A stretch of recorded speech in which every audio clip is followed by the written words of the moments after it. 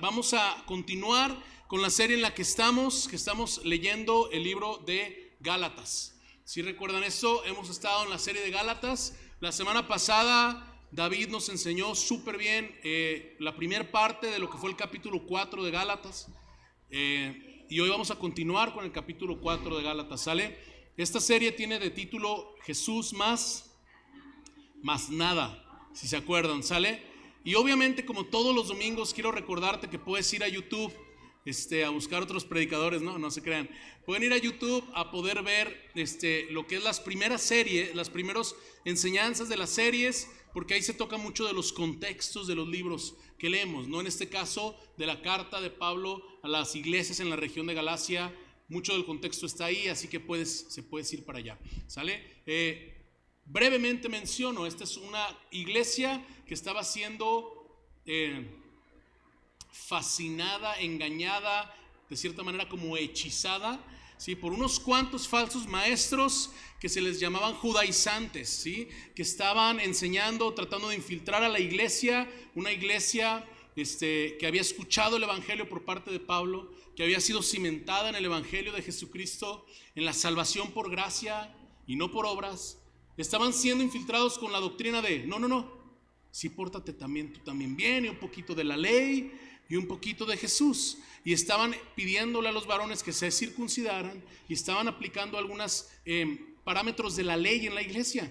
Y esto fue algo que sacó muchísimo de onda a Pablo, y él escribe esta carta como el principal tema de esta carta es defender la doctrina de la gracia sobre la ley que los judaizantes estaban infiltrando en Galacia, ¿sale?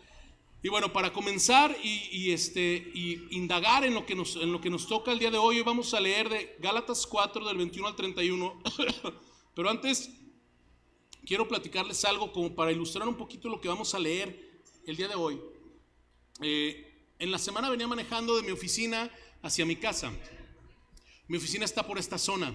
Entonces yo vivo por el norte de la ciudad, así que tenía que agarrar todo Avenida Vallarta y luego Periférico, ¿no? Entonces todo el tiempo, no sé si ustedes se ubican más o menos por ahí por Avenida Acueducto y Periférico, ¿sí? Por atrás de Andares, por esa zona, por el lado de Periférico. Todo desde aquí hasta allá estaba soleado. Y decías, ¡ay, qué rico día! Además les debo confesar que a mí no me encantan las lluvias. A ver, la lluvia no como tal, sino no me encanta Guadalajara mientras llueve, ¿ok? No disfruto la temporada de lluvias en esta ciudad, esa es la realidad. Me estresa un poco y demás, ¿no? Entonces, venía súper soleado y yo decía, qué gran día, qué padre, voy a llegar a mi casa, voy a jugar un ratito con mis hijos allá afuera o lo que sea, y luego ya se acaba el día, ¿no? Entonces venía por todo Periférico, estaba soleado, y después donde está Tezistán y Periférico, das vuelta hacia el norte de la ciudad, bueno, ya es el norte, pero das vuelta hacia allá, y hace una curva pronunciada. Se ubica en esa zona, ahí donde está Jayville, como yendo hacia Alcucea. En cuanto di esa vuelta, como por arte de magia, el cielo estaba negro, como si se fuera a acabar el mundo, pero horrible, ya ves como en las películas que ves todo negro y aparte unos truenos así en el horizonte y demás, y luego se sintió fresco, y yo dije, ¿qué está pasando? Vengo del día de un excelente cielo, soleado y nublado y todo muy padre, sin tanto estrés en el tráfico, a esta situación que se veía así horrible negro, ¿no? O sea, como de día y de noche. Y de ese momento que llegué a mi casa, han de ser 5 minutos normalmente, tardé como 25 porque empezó a llover durísimo de 0 a 100 y se inundó y había todo un descontrol en el tráfico y demás. Y dije, ¿qué acaba de pasar? Mi camino acá se va tan bien, ¿sí? No sé si les ha pasado cosas así tan opuestas, ¿no? Que de repente estás bien a gusto viendo la tele con tu aire acondicionado, lo que sea, y la luz y la lamparita, y se va la luz. Y todo está oscuro y está como en silencio, y a buscar la veladora que tenías ahí guardada, ¿verdad?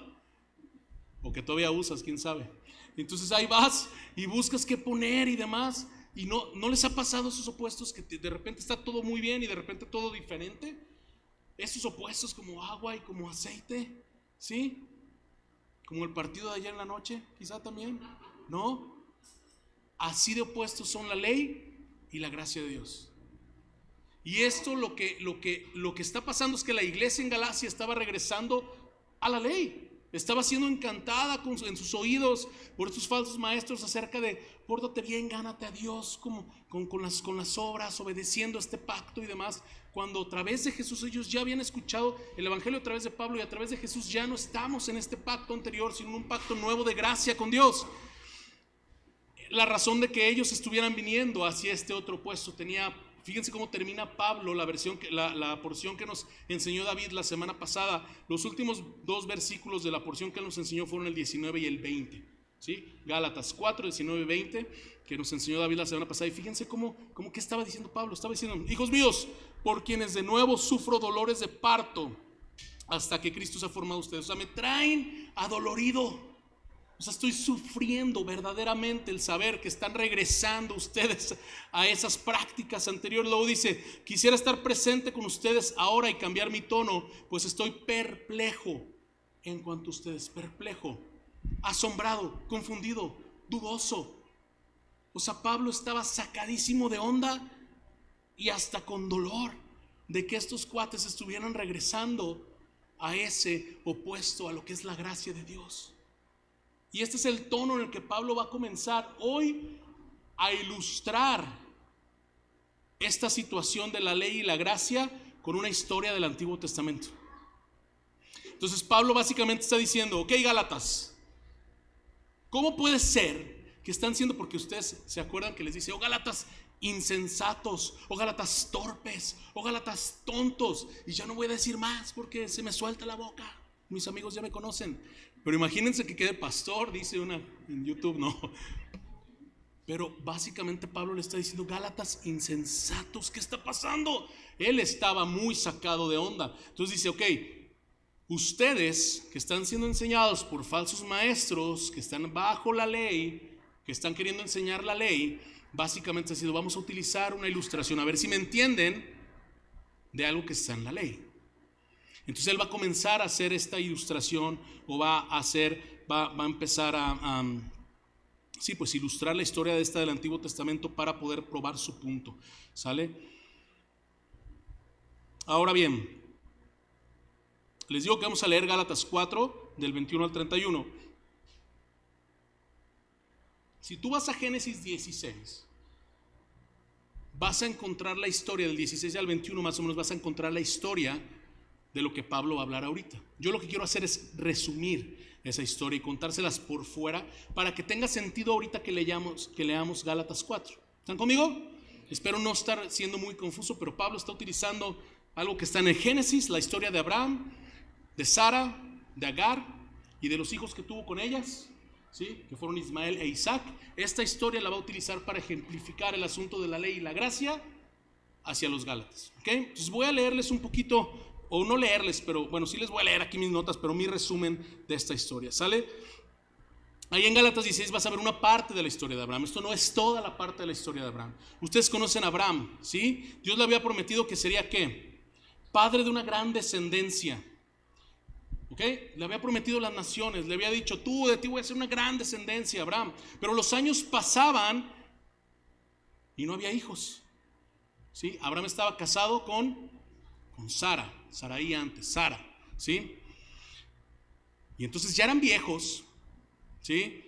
Y pues como que la promesa parecía imposible, ¿no? Entonces, ¿qué sucede ahí en Génesis 16? En medio de esta espera, lo que sucede es que Sara pierde la paciencia y en lugar de confiar en lo que Dios les había dicho y seguir esperando, le dice a Abraham: oye Abraham, pues aquella vez que pasamos por Egipto, yo agarré una sierva, ¿sí? Es la misma palabra para esclava, ¿okay? Yo tenía una esclava egipcia que se llama Agar. ¿Por qué no te encuentras con ella y tienen un hijo? Y así pues podemos tener descendencia, ¿no? Entonces, de la desesperación, la esposa le dice al marido: oye, pues ahí está nuestra empleada, ¿qué onda? ¿No? No se rían de esas cosas no suceden hoy en día, ¿verdad? Por lo regular esa decisión no la toma la esposa cuando sucede hoy en día, ¿sí? Entonces, Abraham acepta esto y así nace Ismael. ¿Ok? Es el primer nombre que tenemos que tener muy en claro. La esclava de Sara se llamaba Agar y su hijo se llama Ismael con Abraham, ¿ok? Entonces, este hijo, ¿qué pasa? Nació de la carne, es decir, de un esfuerzo humano para alcanzar lo que solo Dios podía darles. Pero el plan de Dios, ¿qué creen? Seguía en pie. Y aun cuando todo parecía biológicamente imposible, ¿no? Sara siempre había sido estéril. Esa era también una de las razones, yo creo, de su desesperación. Oye, Señor, pero tú estás prometiendo cosas que se me hacen medio imposibles, ¿no? Que eso tenemos que también nosotros pensarlo, ¿no? A veces lo que Dios tiene para ti puede ser imposible, pero sí es posible en Dios. Pero bueno, entonces no nada más ella había sido estéril siempre, además tenía 89 años. Jovencita. Sí, eso dicen algunas, ¿verdad?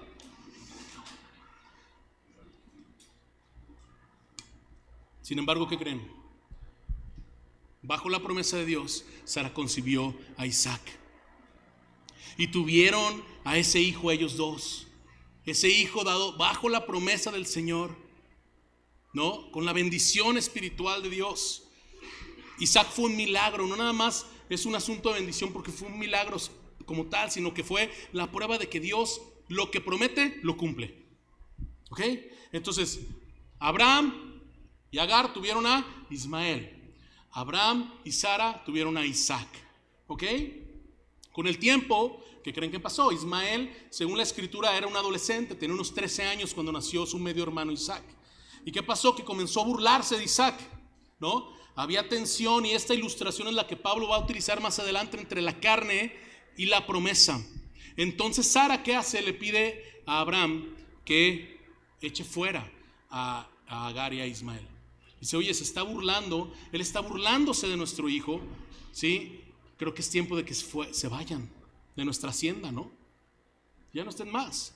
Entonces Abraham acepta esto y bueno, obviamente Dios confirmó que iba a bendecir a Ismael también y que de él haría una gran nación, pero el pacto y la herencia se iban a quedar con Isaac. Entonces Dios no iba a olvidar a Ismael, a este hijo que tuvo con la esclava, no lo iba a olvidar, pero el hijo legítimo que iba a tener herencia era Isaac, el que estaba bajo la promesa de Dios, ¿sí? Ahora la diferencia aquí es clave. Ismael fue fruto del esfuerzo humano, Isaac fue fruto de la gracia divina del Señor. Y esta historia, dice Pablo en Gálatas, ahorita lo vamos a leer, es un espejo entre los que confían en sus obras y en la ley, que viven como esclavos, pero los que confían en la promesa de Dios y en Cristo viven como hijos libres y herederos. Ahora bien, teniendo un poco del contexto, ya sé que ya tomé, ay caray, no la voy a librar hoy, mi bro. De una vez les digo que muevan ese cronómetro. Ahora teniendo el contexto de esto, ahora sí vamos ya a Gálatas 4. ¿Están conmigo? Vamos a orar. Señor, muchas gracias por tu palabra, Dios. Hoy nos sometemos a tu palabra como dirección para nuestras vidas y pedimos que tu Espíritu Santo pueda remover en nuestro ser, en nuestro corazón, lo que haya de removerse para que esta palabra penetre y se quede y podamos entender quiénes somos delante de ti, lo que tú has hecho por nosotros y el pacto de la gracia en el que hoy vivimos. En el nombre de Jesús. Amén. Muy bien, vamos a Gálatas 4, 21 en adelante, por favor, ¿sale? Entonces aquí está ya Pablo diciendo, díganme, dice, los que desean estar bajo la ley, que no oyen a la ley. Y esto se me hace padre, ¿ok? Y yo sé que van a decir, oye, que súper expositivo, ches, el primer versículo lo vas a desmenuzar. Pues sí. ¿Sí? Lo primero es, díganme, los que desean estar bajo la ley. O sea, Pablo está dando por hecho que hay algunos de ellos que desean estar bajo la ley. Imagínate lo disruptivo para él y lo que le está causando, el cortocircuito que le está causando en su cerebro al apóstol Pablo, quien sembró los cimientos de la gracia de Dios ahí, que algunos quieran deliberadamente estar bajo la ley, regresarse, a esclavizarse. Es como de, bro, come on, dice Pablo, ¿no? Por favor, Adam, me ayudas a traducir porque es broma. Entonces díganme, los que desean estar bajo la ley. Hay algunos que desean estar bajo la ley. ¿Por qué desean estar bajo la ley? Me encanta David Gussy, que es un pastor que mientras estaba leyendo esto, escuché un comentario de él que dice, la ley es atractiva. Ah, caray, ¿cómo? Es atractiva por dos cosas. Primero, es atractiva porque alimenta directamente nuestro ego. ¿No? Se siente bien chido estar así de, ¿y ya viste a esa pecadora? ¿No? ¿Y ya viste ese cuate cómo se viste? ¿Cómo habla? ¿Cómo huele? Pero yo huelo a unción, ¿no? Y te empiezas a comparar y otros son más pecadores que tú y tú eres súper bueno porque cumples tales parámetros. Bajo la ley, bajo las obras, tú eres menos pecador, aleluya, gloria a Dios, hermano, bendecido y en victoria. Y entonces te empiezas a comparar con otros y dices, pues mira ese pecador, mira ese inferior. Eso se llama legalismo, ¿sí? Entonces de alguna manera empieza a llenar nuestro orgullo, a decir, todos son menos pecadores, todos son más pecadores que yo soy mejor, yo soy superior, ¿sí? Estoy tan entendido en la palabra del Señor. Ellos no saben bien de la palabra. Pobres cristianitos inmaduros, todavía toman lechita, ¿no? Por otro lado, creo que también la ley puede ser atractiva y estos que deseaban estar bajo la ley, porque ¿qué crees?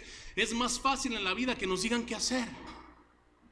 Lo difícil es decir, soy en libertad bajo la gracia de Dios, y vamos a ir ahorita más adelante a eso, y tratar de vivir de una manera que honre a Dios sabiendo que eres libre de la condenación del pecado. Lo fácil es que te digan, no se habla así, como niño chiquito, no se come eso, no se toma eso. Hoy en la crianza respetuosa, ¿no? Como le tengo que decir a mis hijos, no decimos esas groserías, no decimos tal en casa, o sea, como sea, pero estamos acostumbrados a que nos digan qué hacer. Entonces es más, la ley es fácil. No es fácil pues, pero es atractiva porque nos llena nuestro orgullo y porque para vivir es más fácil que te estén diciendo qué hacer, y como el mapa de Google, ¿no? Da vuelta a la derecha, ¿no? O sea, es más fácil que nos estén dando indicaciones. Entonces cuando Pablo dice, los que desean estar bajo la ley, sí tiene un punto. Hay algunos que desean estar bajo la ley porque no pueden entender o vivir la gracia de Dios. Pero me encanta que les dice, ¿qué no oyen la ley? Y en este tiempo, y Pablo en sus otras epístolas también puedes ver que muchas veces cuando se hacía referencia a la ley, se hacía referencia al Pentateuco, era aceptado como ley completo el Pentateuco. Sí, porque Pablo mismo dice más adelante, más atrás, Pablo mismo en Gálatas está diciendo que la ley vino de Abraham, vino 430 años después. Sí, entonces Pablo va a utilizar ahorita la historia de Abraham para ilustrar la ley y la gracia. Entonces tú podrías ponerte a pensar, oye, pero pues si Abraham no había recibido las tablas en el monte Sinaí, ¿no? O sea, él no estaba ahí, eso fue con Moisés 400 años después. Bueno, Pablo mismo está diciendo, ¿qué ustedes judaizantes no leen todo el Pentateuco, no leen toda la ley? Pongan atención a lo que ahí mismo dice. Entonces ustedes que son tan atraídos por la ley, porque se enorgullecen de ser muy santos, porque les gusta que les digan cómo hacerle y no quieren vivir en la libertad de la gracia de Dios, échenle un ojo, como diciendo, le están viendo y no ven, ¿no? Más o menos. Ay, no sean malos, ríanse de algún chiste, ¿no? Estaría bien. Algo que se pueda, que se sienta. Entonces, esos judaizantes estaban fascinando al pueblo, a la iglesia en Galacia, y Pablo entonces les dice, a ver, ustedes que se creen tan conocedores en esto, vamos a desmenuzar eso que está ahí en la ley. 22, Gálatas 4:22. Porque está escrito que Abraham tuvo 2 hijos, uno de la sierva y otro de quién, de la libre. Ahí estamos, versículo 22. Porque está escrito que Abraham tuvo 2 hijos, uno de la sierva y otro de la libre. 23. Pero el hijo de la sierva nació según la carne, y el hijo de la libre por medio de ¿qué? De la promesa. ¿Sí? Y esto me encanta porque inmediatamente Pablo aborda el tema principal de esta situación entre Abraham, Sara y Agar, y este triángulo ahí amoroso, porque Agar era esclava, sirviente de Sara. Su hijo nació bajo ese contrato, ¿ok? Bajo ese pacto, un pacto de servidumbre. Y porque Isaac nació fruto de la bendición y la promesa de Dios, él nació libre, ¿ok? Y uno representa este esfuerzo humano, la decisión de la carne. ¿Sabes qué? Dios no contesta. Dios está tardando. Tengo 89 años. Biológicamente, yo aparte, digo, todos los doctores dicen que soy estéril. Yo ya no la voy a librar. ¿Sabes qué? Acuéstate con la sirviente y ten un hijo para que tengamos una descendencia. ¿Sí? El esfuerzo humano de alcanzar lo que Dios había prometido y llegar y alcanzar a Dios con nuestras propias manos. Y el otro era el fruto de esperar en Dios y recibir de manera soberana por medio de la providencia de Dios lo que Dios nos da a nosotros. Esa es la gracia de Dios.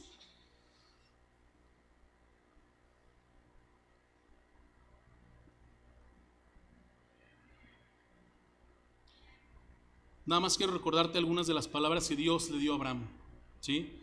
Fíjense, porque es lo que Pablo está diciendo aquí, ¿no? Dios le dijo a Abraham en Génesis 12, le dice: haré de ti una nación grande y te bendeciré, engrandeceré tu nombre y serás de bendición.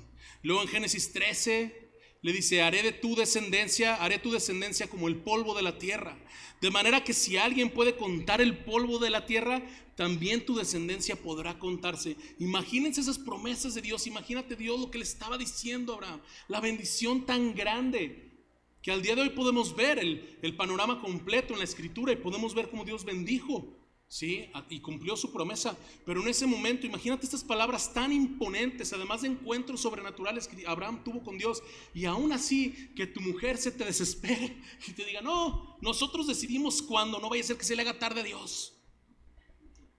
No vaya a ser que Dios se le olvide en sus recordatorios ahí del teléfono, se le borre bendecir a Abraham, ¿no? O sea, y entonces tomas acción sobre eso, ¿no? Y es como nació Ismael, bajo la esclavitud de su madre. Y entonces Dios dice: no, espérame, Abraham, ese no era el que te iba a mandar yo. Y viene Isaac también, ¿no? Y mi pregunta es: ¿cuántas veces en nuestra vida andamos buscando al Ismael en lugar de esperar al Isaac? Y actuamos como que tenemos que ayudarle a Dios. ¿Cómo se llama nuestra serie? No los escucho, iglesia. Jesús más nada. Hoy vinieron los que sí se aprendieron bien lo de la serie, ¿eh?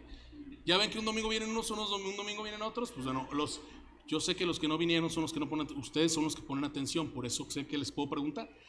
No tenemos que agregar nada al favor de Dios. En Cristo lo tenemos todo. Jesús más nada.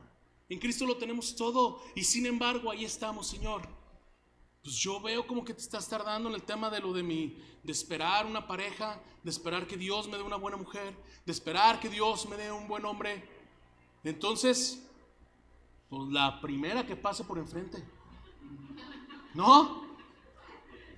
Señor, yo veo que te estás tardando en bendecirme con el auto que soñaba y con el negocio que soñaba. Entonces, lo que me ofrezcan, aunque sea no tan ético. Y empezamos en todo sentido. Señor, yo veo que no cambias el corazón de mi esposa, entonces voy a ser hostil con ella, ¿no? En eso yo creo que está más o menos bien, ¿no? No se crean. Y entonces la esposa dice: Señor, no cambias el corazón de mi esposo, este panzón sigue siendo igual, y nomás le importa el fútbol y las caguamas, ¿no? Y entonces, ¿qué dices? Voy a ser hostil y voy a buscar otro, voy a buscar validación en otros hombres, lo que sea. Empezamos a buscar nuestro propio Ismael porque según nosotros el Señor se está tardando demasiado. Pero ¿qué crees? Lo que Dios promete, Dios cumple. Lo que Dios te va a dar, Dios te lo va a dar eventualmente en sus tiempos. ¿Estás conmigo? Todo el contexto de esta carta es la ley versus la gracia. No podemos acercarnos a Dios para tratar de ganarnos a Dios. Él ya nos ha ganado a través de la sangre de Jesús. Y aunque lo vamos a ver más adelante, esto nos lleva a entender que somos hijos de la promesa y no de la carne. Quiero leerte lo que dice Juan, ¿ok? En Juan 1, lo iba a leer hace rato en la alabanza, pero dije, no, pues mejor me espero para la prédica, ¿no?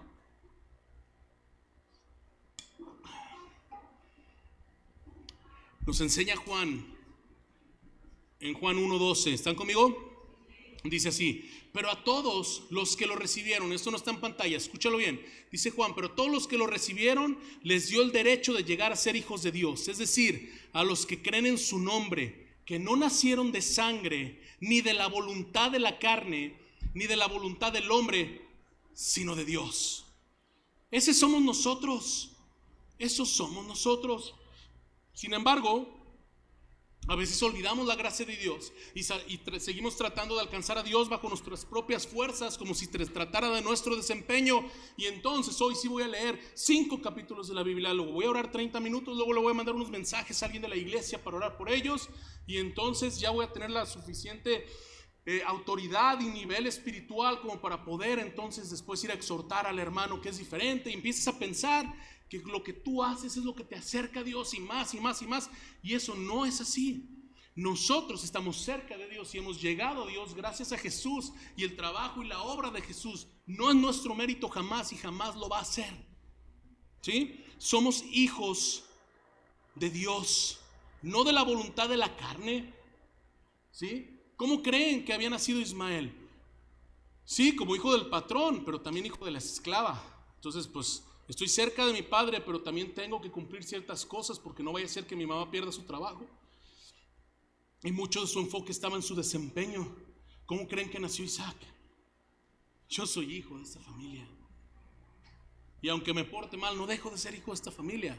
Y mi contrato no vence y no expira y no me echan para afuera. Eso somos nosotros, gracias a Jesús. La ley esclaviza. Querer ganarte el cielo, ¿no? Irte al cielo por las cosas que haces, por tus obras. Primero, técnicamente no es posible, pero además te esclaviza el esfuerzo humano, así como Ismael nació bajo esclavitud. Ahora continuamos hablando un poquito de los pactos que el Señor tiene para nosotros. Versículo 24. Entonces Pablo continúa diciendo, esto contiene una alegoría, o sea, el tema de los dos hijos, ¿sí? Porque estas mujeres representan dos pactos, dice versículo 24. Uno procede del monte Sinaí, que engendra hijos para ser esclavos. Este es Agar, la sirviente, la esclava. Ahora bien, Agar es el monte Sinaí de Arabia y corresponde a la Jerusalén actual, porque ella está en esclavitud con sus hijos. Voy a explicar rapidísimo esto. El monte Sinaí, donde Dios dio la ley, ¿sí? Pablo está diciendo, ahí donde Dios dio la ley, ahí se queda en Jerusalén hasta el día de hoy. ¿Por qué? Jerusalén en ese tiempo, cuando Pablo estaba escribiendo esto, la capital del judaísmo, la identidad, la ciudad de los judíos, la ciudad de aquellos que vivían y se enorgullecían de estar bajo la ley. Entonces él dice, hasta el día de hoy, el monte Sinaí, que representa a Jerusalén, sigue dando hijos que son esclavos, que no han entendido la gracia y la libertad que hay a través de la obra de Jesucristo. ¿Ok? ¿Están conmigo? Dice 26, fíjense bien en el 26. Next. Pero la Jerusalén de arriba es libre, y esta es nuestra madre. La Jerusalén de arriba, después de más referencias en el Nuevo Testamento, en el libro el libro de los Hebreos, en el Apocalipsis, queremos y entendemos que es la ciudad celestial, ¿sí? El pueblo de Dios, la comunidad de los redimidos. No la Jerusalén que está en esclavitud siguiendo la ley, sino la Jerusalén de arriba. ¿Han escuchado Pablo que dice su ciudadanía está en los cielos? Hoy lo cantamos, ¿no? Soy ciudadano del cielo, o algo así cantamos, ¿no?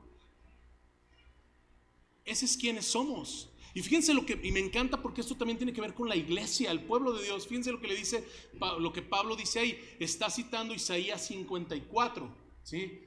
Isaías, perdón que no quiero hacer los bolas, pero Isaías 53 es una profecía acerca de Jesús, el Mesías, el varón de dolores, ¿sí? Y después, por ese Mesías que viene, en el 54, lo que Isaías dice es esto que Pablo cita, dice, regocíjate, oh estéril, hablando de esta ciudad, Jerusalén, que había sido abandonada porque estaba en el exilio, la que no concibes, prorrumpe y clama.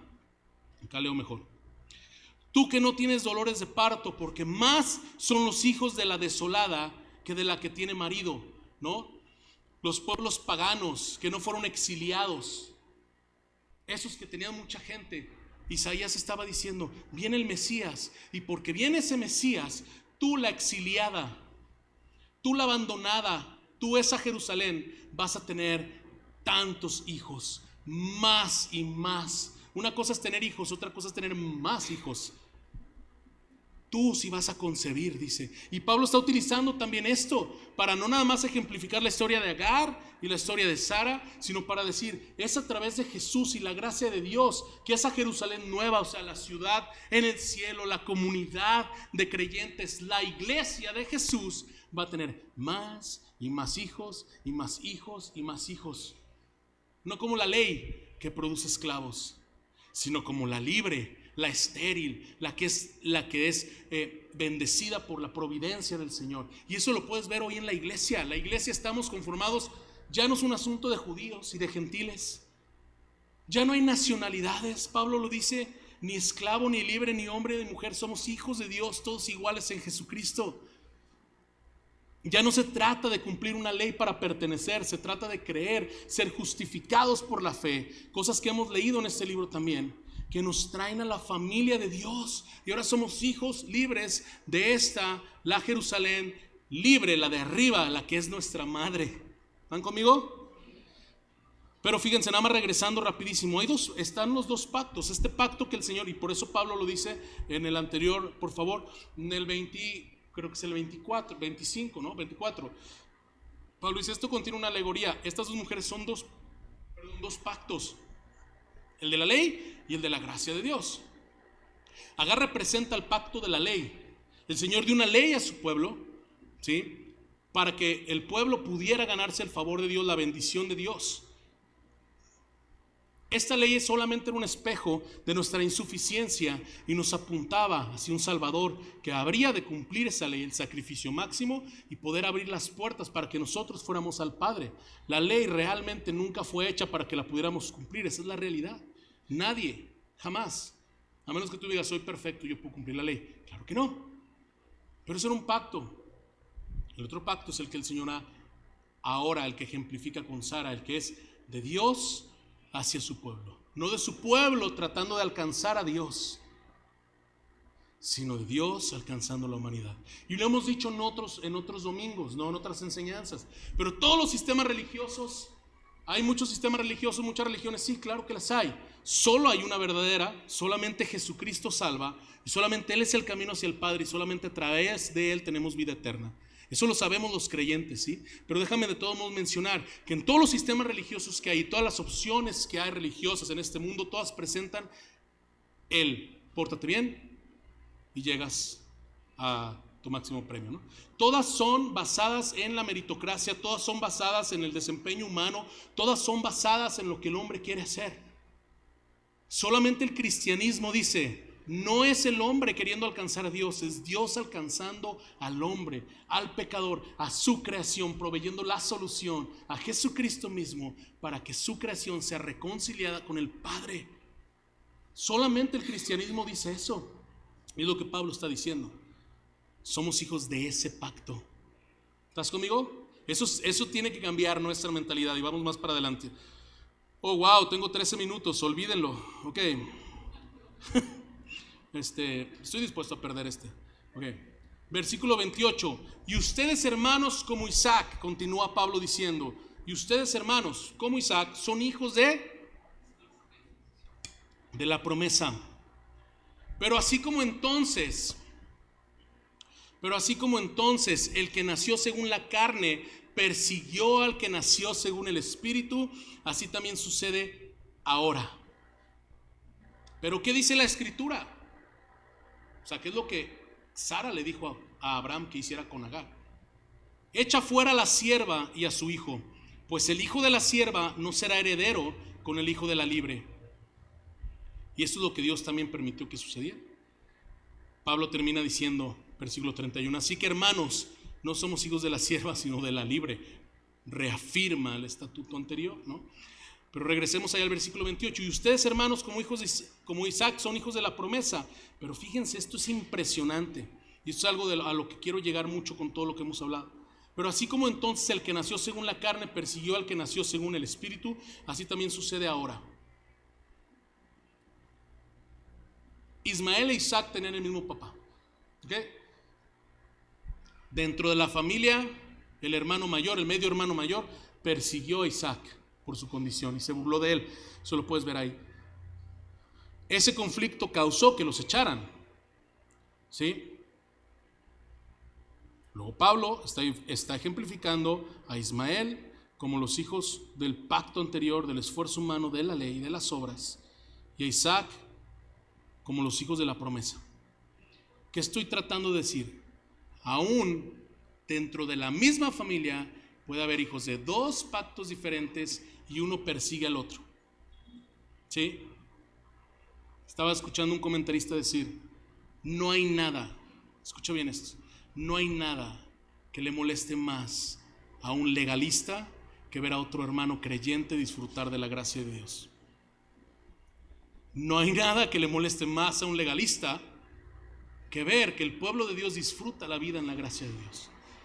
Y no que disfrute la vida, los placeres de la vida, no estoy hablando de eso. Ahorita vamos, en los puntos vamos a hablar un poco más de eso.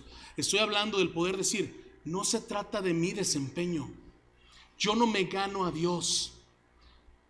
La salvación que el Señor me ha dado es a través de Cristo, y como Cristo me la ha dado, una cosa es trabajarla, como dice la Escritura, con fervor y temblor, ¿no? Una cosa es mantener y amar, pero no pierdes tú la salvación. La salvación no se pierde, es la obra de Jesucristo. O que Jesucristo se cuelga y se descuelga, ¿no? Muchas veces el decir, yo vivo en la gracia de Dios y Jesús lo ha conquistado, y es por la gracia de Dios que hoy vivo aquí, molesta a otros porque dicen, ¿cómo puede ser que ande tan a gusto este cuate?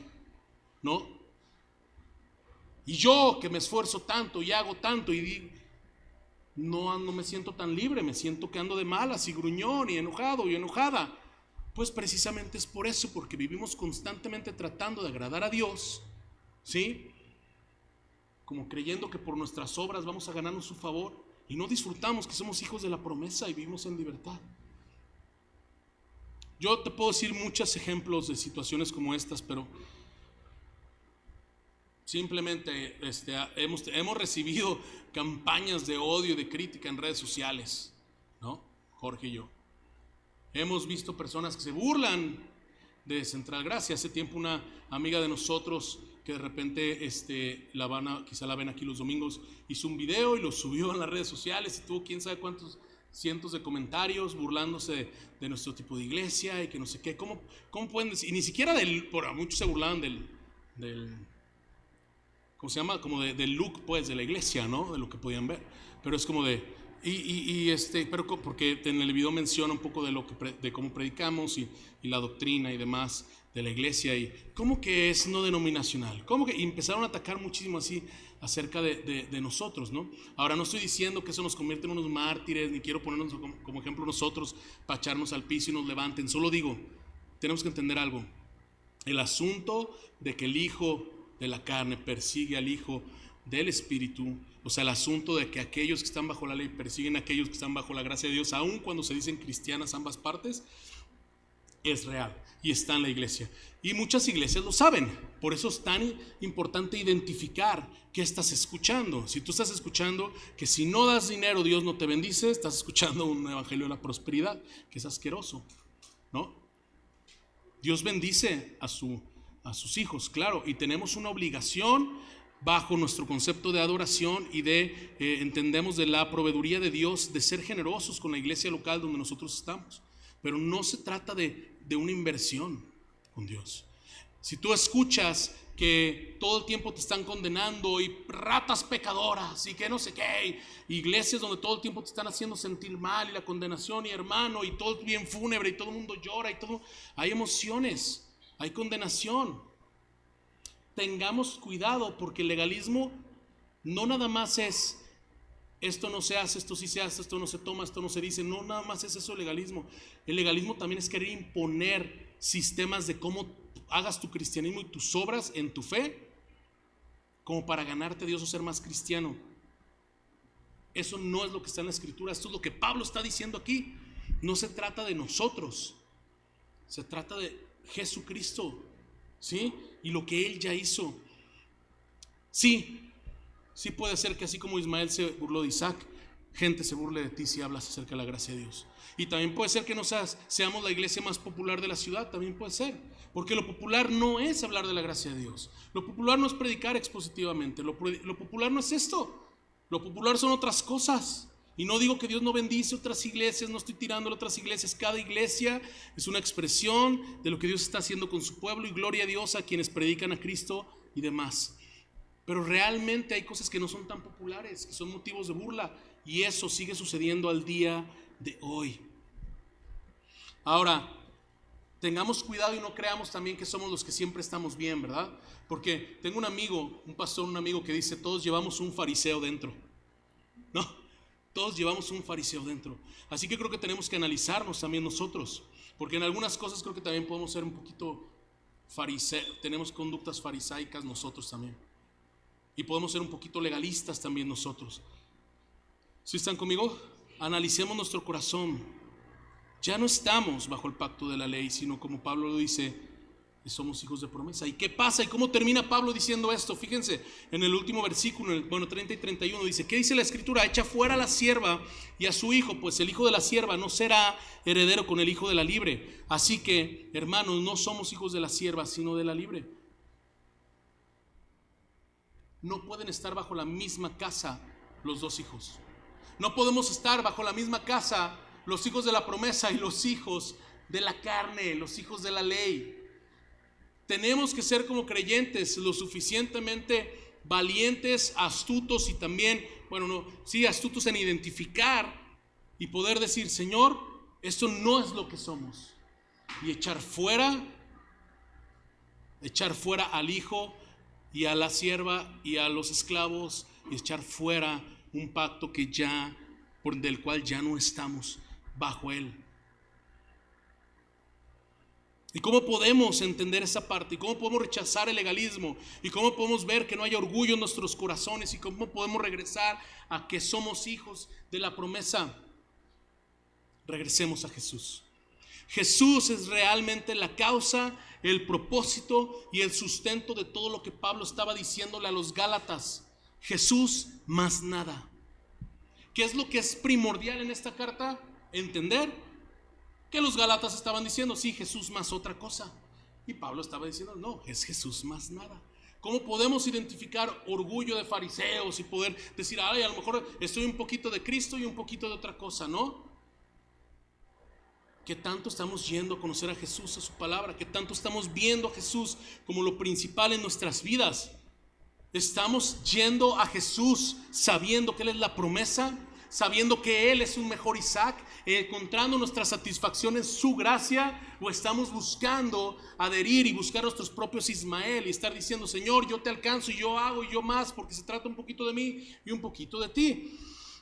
Así como Isaac no nació por esfuerzo humano, sino bajo la promesa de Dios, Cristo vino al mundo por la obra del Espíritu, no por la carne. Así como Isaac fue el heredero de Abraham, Cristo es el heredero verdadero de todas las promesas. Colosenses 1, ve ahí, todo fue hecho por Él, por medio de Él y para Él. Y en Él nosotros también recibimos la herencia. La historia de Abraham, Sara, Agar e Isaac, Ismael, no solo es un relato antiguo que vemos en el Pentateuco, ¿no? Y Pablo le dice, chequen la ley, ustedes que enseñan tanto la ley. Es un espejo que apunta a Jesucristo. Nos recuerda que no somos hijos de la esclavitud, sino de la promesa, y que nuestra verdadera identidad no se encuentra en lo que hacemos, sino en lo que Jesús hizo por nosotros. Fíjense lo que mismo Pablo le dice a los romanos, en mi capítulo favorito de toda la Biblia, Romanos 8. El Espíritu mismo da testimonio a nuestro espíritu de que somos hijos de Dios. Y si hijos, también herederos. Herederos de Dios y coherederos con Cristo, si en verdad padecemos con Él, a fin de que también seamos glorificados con Él. Aquí Pablo está claramente afirmando que ser hijos implica ser herederos también, junto con Cristo. Jesús nos trae a la familia como herederos de eternidad, del Espíritu de Dios, del Consolador, de nuestra guía. Nos ha bendecido con toda bendición espiritual, dice a los Efesios. Jesús cumplió la ley para que este pacto quedara completado. El contrato quedó invalidado, terminó.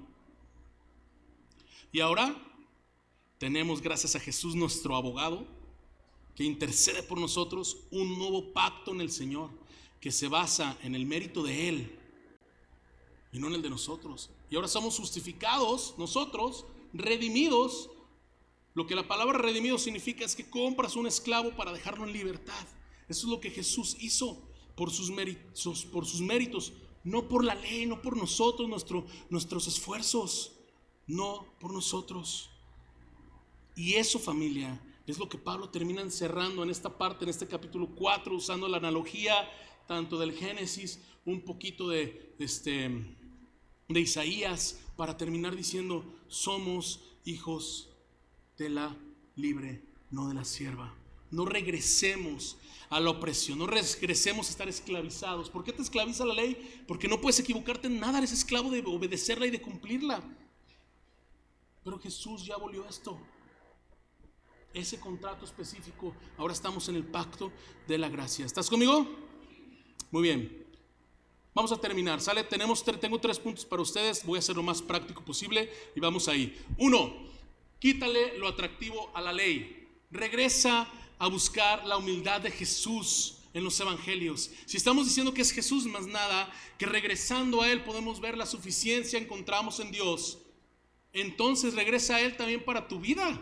Ya no se trata de qué tanto te tienes que andar tú comportando y haciendo y qué obras tienes que hacer, sino que puedas decir, ya no es atractivo para mí enorgullecerme de qué tan buen cristiano soy, sino que voy a tratar de ser el que sirve primero. Si Dios me perdonó a mí, ¿cómo no voy a perdonar? Ay, no, es que ese es más mugroso. Ay, ¿tú cómo eras de mugroso espiritualmente? Ay, no, es que este huele bien feo, que no sé qué. ¿Y tú cómo olías espiritualmente? Y el Señor te ha perdonado, te ha limpiado, te ha traído a la familia. Quitémosle lo atractivo a la ley. Lo atractivo de la ley es que nos enorgullece, alimenta nuestro orgullo y nuestro ego. Quitemos eso, busquemos la humildad que hay en Jesús. No dejes que lo atractivo de tus méritos le gane el sacrificio de Jesús, porque ¿qué crees? Nunca le va a ganar. No podemos agregar nada al sacrificio de Jesús. Oye, pero es que necesito que me estén diciendo qué hacer y cómo hacerle y que no sé qué. ¿Eso es atractivo a la ley, que te están dando instrucciones? Pues a lo mejor es más fácil para ti. Pero hay también mucho valor en que viviendo bajo la gracia del Señor, viviendo en la libertad que el Señor provee, aprendas tú también a decir, de esta manera vivo en obediencia al Señor. Eso es lo complicado para un legalista, ¿no? Lo que quiero es que me digan que así tiene que ser y esta es la manera ceremonial de hacerla y que no sé qué, y esta es la vida que se vive. Aprender a vivir en libertad implica más carácter. Eso es lo que le tenemos que pedir al Señor. Quítale lo atractivo a la ley. No se trata de tus obras, sino del mérito de Jesús. Regresa a Jesús, regresa a encontrar en Él el ejemplo para vivir esta vida. No en obedecer reglas, sino vivir como Jesús. 2. Vivamos como hijos verdaderamente libres. Como hablábamos, cómo vive el hijo del patrón contra cómo vive el hijo del siervo, ¿no? O sea, yo me acuerdo cuando estaba chiquito, mi papá tenía un negocio, mi familia tenía un negocio de, vendían materiales para construcción, ¿sí? Entonces había como los sacos de cemento pesadísimos y demás. Y de repente, para hacerle el cuento, que nos íbamos a trabajar mi hermano y yo con mi papá, claro que mi hermano iba y se echaba ahí abajo de un escritorio a dormir, ¿verdad? Pero yo me ponía a chambear, claro, como un guerrero, ¿no? Y entonces me echaban así los sacos de cemento pesadísimos y hacía como que 3 pasos y lo tiraba y decía, ya chambeé hoy, ¿no? Pero imagínate ahí los que estaban ahí todos los días en los patios, los empleados ahí todo el tiempo bajo el sol y todo cargando 3 sacos de cemento, que decían, no, pues este es hijo del patrón, por eso le da 3 pasos y ahí lo deja y nadie le dice nada, ¿verdad? ¿Y qué creen? Pues así era la verdad, porque yo era hijo del patrón y tenía la libertad de hacerlo así, ¿sí? Ellos no podían dar un paso y tirar ahí un producto, ¿verdad? Ahí dejarlo ahí, podían, era su chamba, tenían que cumplir y llevarlo del punto A al punto B. ¿Qué estoy tratando de decir?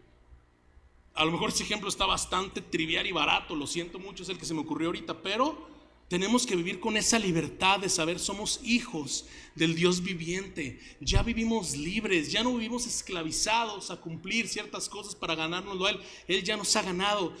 Y este es el punto de este punto. ¿Me estás diciendo entonces que viva como yo quiera? Al cabo Jesús ya pagó todo. Entonces puedo hacer lo que se me pegue la gana y vivir como yo quiera. Y como Pablo dice, ¿no? Entonces, ¿qué? Dice en Romanos 6, ¿permanecemos en el pecado para que abunde la gracia? ¿Saben qué dice Pablo? Por supuesto que no. No cuidamos nuestra vida para ganarnos la eternidad y para ganarnos a Dios. Cuidamos nuestra vida porque Dios ya nos ha ganado a nosotros. Abusar de la gracia es decir, vivo como se me pega la gana, al cabo Jesús ya lo hizo.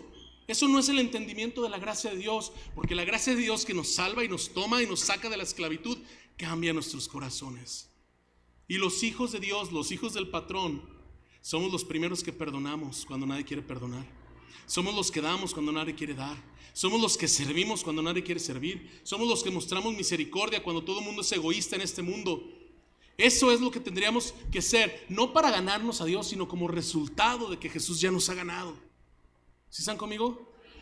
No abundamos en el pecado los hijos. Ay, sí, pues eres el hijo del patrón, haz lo que tú quieras. No, vivimos verdaderamente libres porque ya no vivimos bajo la esclavitud de tenernos que ganar el favor y el amor de nuestro Padre, sino porque Jesús nos ha llevado con brazos abiertos al Padre.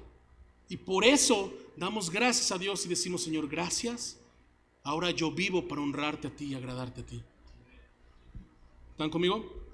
Eso es vivir verdaderamente como hijos de la libre y no de la sierva.